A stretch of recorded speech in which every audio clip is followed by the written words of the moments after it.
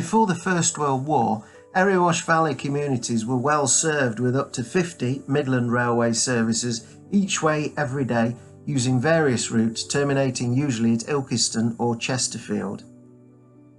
The railways were taken into government control during the Great War, which caused a serious running down in track and rolling stock due to more intensive working and delayed maintenance.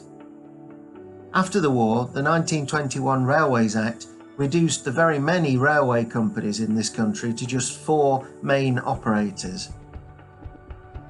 Depression in the mining industry in the 1920s and 30s and the popularity and expansion of tram and bus services began to seriously affect the profitability of the local lines. The former Great Northern Railway Hena branch from Ilkeston North effectively closed to all but a workman's passenger service and goods traffic in 1928. The Second World War led to another extended period of government control, and the railways were left in a very poor condition indeed by the war's end. The old grouping companies were almost bankrupt, and their shareholders largely welcomed the news when Clement Attlee's Labour government transferred the railways along with other major sectors of inland transport to public ownership under the Transport Act 1947, and British Railways came into being. The London North Eastern Railway's Frygate line became part of British Rail's Eastern region, and the LMS's Erewash Valley line part of British Rail's London Midland region. Passenger services were finally withdrawn from the increasingly run-down Ilkeston town station in June 1947, but goods traffic continued for some years. Shipley Gate station was closed the next year, not long after nationalisation. Ilkeston's former Great Northern Railway station, now known just as Ilkeston North, continued to be busy, however. It's difficult for anyone who didn't see it to appreciate how much traffic passed through here. As well as the large amount of coal traffic, there was the traffic to Stanton Iron Works, providing raw materials for the iron making process and general freight services. The other lines that came under the control of Ilkeston North included Oakwell Brick and Tile Works, Derby Road Goods Depot, which was situated where Ronbrook's workshop is now, and the Stanton lines to New Works and the spun pipe plants. This ran on a bridge over the road just below the Bull's Head pub and went under the road at the bottom of Quarry Hill. The Stanton site was an enormous area and was served by both the Eastern and the London Midland regions of British Railways. Both routes supplied iron ore for the furnaces. An immense amount of sand traffic went to the plant, as well to make the moulds for casting in the manufacture of specialised pipe and valve equipment, as well as for the manufacture of ingots of pig iron. This sand came in Stanton's own wagons, originally from Stanton's own sand quarry near Nuttall. Leisure use continued to increase, particularly on the Frygate line, with trips to Skeggy being particularly popular.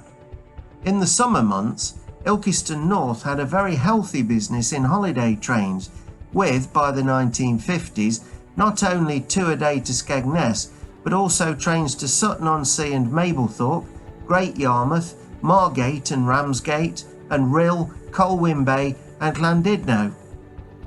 Long day excursions also operated to all of these places except Margate and Ramsgate, but also to London, Shrewsbury, Scarborough, Cambridge and on one occasion to Cardiff. Football trains were also provided, particularly for Nottingham Forest supporters for away fixtures. In addition to all of this, local schools were regularly contacted and encouraged to consider chartering a special train to destinations such as York, London and even Skegness and Mablethorpe. In some cases, several schools shared special trains to these destinations. This image shows a party of Sharnos workers leaving Trowell Station in 1951 on a special excursion to see the Festival of Britain. The Ilkeston Advertiser of 15th of June 1962 reported that following an excellent weather forecast, locals had streamed out of the borough to make the most of the Whitsun holiday. The number of passengers was estimated at double the previous year, and on the Sunday 60 adults and children were disappointed because places could not be found for them on any of the trains leaving Ilkeston North. A total of 829 passengers left the station on day excursions, 520 more than the previous year. Ilkeston Junction also reported that numbers were well in excess of last year.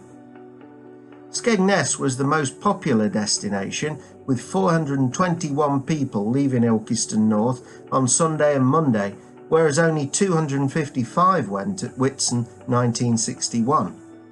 Over 150 people left for Sutton-on-Sea and Mablethorpe, and 253 attended Hucknall Air Display over the same weekend by train from Ilkeston North. The local stations also did a surprisingly good business in carrying racing pigeons, a very popular pastime with the local miners. Pigeons would be trained to come home by being released gradually further away from their loft, and were sent unaccompanied on the train in baskets with a label attached stating what time they were to be released. For particularly big races, there would be a special train of 10 or 12 wagons just for pigeons.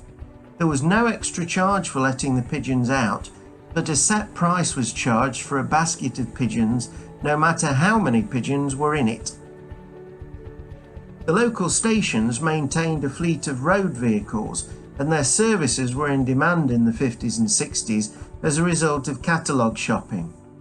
Goods were bought on easy terms, and the deliveries were made with the usual parcels deliveries.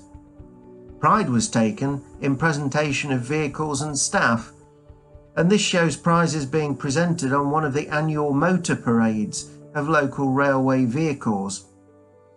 It's difficult for anyone not around when the system was working to appreciate how much goods and parcel traffic the local railways carried, and that there were always motor vans and drivers available to make local deliveries.